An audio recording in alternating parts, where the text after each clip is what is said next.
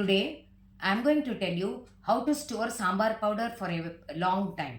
Sambar powder can normally be stored for about 6 months, but we need to follow all these tips very carefully while preparing the sambar powder and storing them.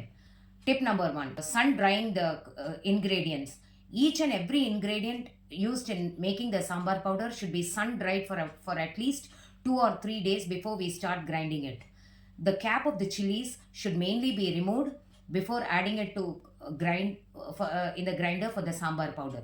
Tip number 2, after grinding and making the sambar powder, it is very necessary that the powder should be run over a sieve so that there are no coarse materials present in the sambar powder. This is done so because if the coarse materials are present, then the lump formation could happen in the due course. Tip number 3, make sure that the sambar powder after the preparation is brought to the room temperature, cooled very well, and then transferred into a airtight container. Make sure that wet spoons or ladles should not be used to transfer powder from the main container to a small containers.